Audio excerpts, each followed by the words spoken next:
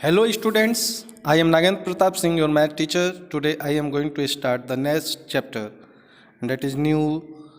Its name is exponents. See here, exponents. So there are some laws of exponents. For example, यदि कोई भी rational number है और इसमें दो रेशनल नंबर होते हैं, सबसे पहले आप समझ लीजिए इस पे, मान लीजिए ये 2/3, ये क्या है? रेशनल नंबर p/q के फॉर्म में है। और रेशनल नंबर आप जानते हैं q is not equal to 0 होना चाहिए, तो 0 तो है नहीं। यदि इसी पे हमने पावर दे दिया 3, ठीक, तो ये हो गया 2/3⁻3।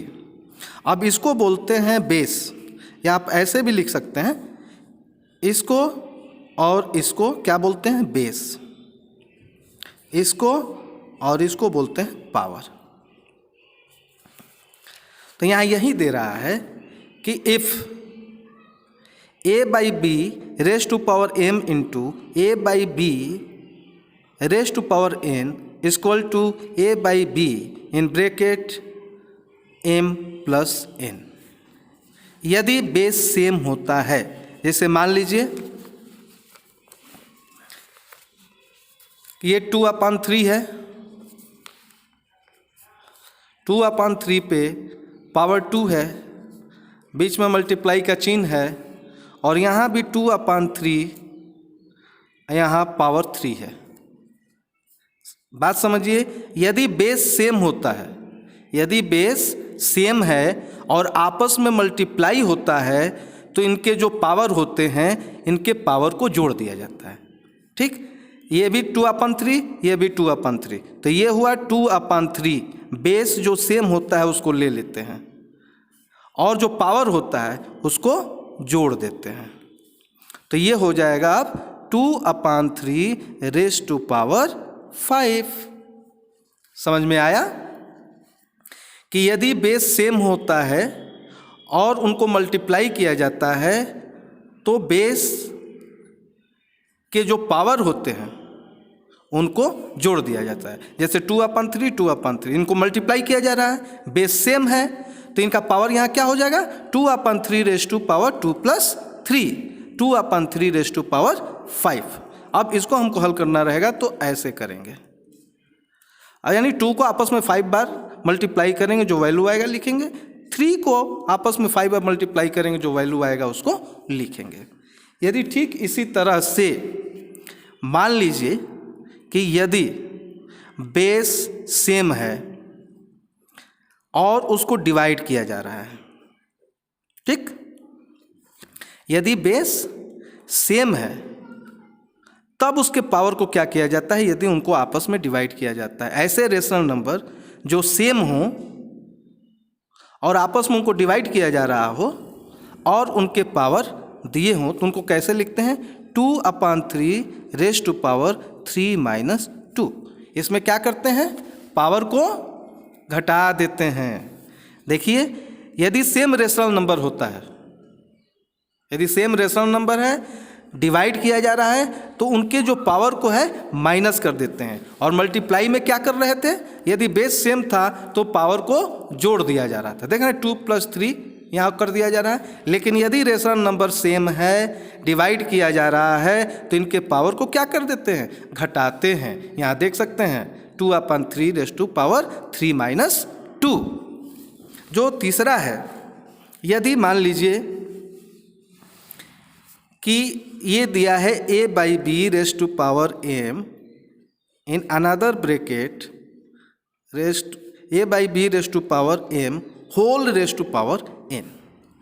यदि कोई रेशनल नंबर है और उस पर कोई पावर 2 दिया है, उसके बाद फिर ब्रैकेट देके और फिर इस होल का जब पावर दिया गया है 3, तब इसको क्या करते हैं? जो बेस होता है उसको लिख लेते हैं, और जो पावर होता है, जो ब्रैकेट के अंदर और ब्रैकेट के बाहर, चाहे 2 हो, चाहे 3 भी हो सकता है, 4 भी हो सकता है, तो उनको क्या करते हैं, मल्टीप्लाई करते हैं। क्या करते हैं, मल्टीप्लाई करते हैं। आप यहाँ देख सकते हैं, यदि a by B raise to power a by B in bracket raise to power m whole in bracket raise to power n, यदि कोई रेशनल नंबर 2/3 दिया है जिसका पावर 2 है और उसके बाद इसको ब्रैकेट में करने के बाद बाहर से एक और पावर दिया है, तो क्या करते हैं, दोनों पावर को आपस में मल्टीप्लाई कर देते हैं। अब इसकी वैल्यू क्या होगी, 2/3 रेस टू पावर 6। हम आशा करते हैं कि ये भी आपको समझ में आया होगा। अब देखिए, पॉजिटिव इंटीजर होना चाहिए, याद रखिएगा, जो n जो होता है where n is a positive integer. अब देखिए, जैसे मान लीजिए दिया है कि 2/3 अब -2 दिया है, तो इसमें कुछ नहीं करना है। ये पावर जो है इसको माइनस में नहीं रखा जाता, तो इसको पॉजिटिव बनाने के लिए क्या करते हैं, ये जो किसी रेशनल नंबर पे जो ये पावर दिया है ये पॉजिटिव इंटीजर होना चाहिए, लेकिन दिया क्या है, निगेटिव। तो इसको पॉजिटिव बनाने के लिए क्या करेंगे, आपको जैसे पहले बताया गया था कि ये 2/3 का रेसिप्रोकल क्या होता है, 3/2। तो 2/3 का रेसिप्रोकल क्या होता है, 3/2। लेकिन 3/2 के बजाय 2/3 का रेसिप्रोकल यदि हम चाहें तो ऐसे भी लिख सकते हैं। आया समझ में, 2/3 का रेसिप्रोकल क्या होता है, 3/2। लेकिन यदि हम चाहें तो इस पे पावर -1 कर देंगे, बिना न्यूमरेटर डिनोमिनेटर को चेंज किए, तो ये भी रेसिप्रोकल हो जाता है, ये भी रेसिप्रोकल हो जाता है। तो जब ये 2/3 रेस टू पावर -2 दिया है तो इसको कुछ नहीं करना है, इसको प्लस में चेंज करने के लिए आप क्या करेंगे, यहाँ 2/3 जो दिया है उसको आप लिखेंगे 3/2।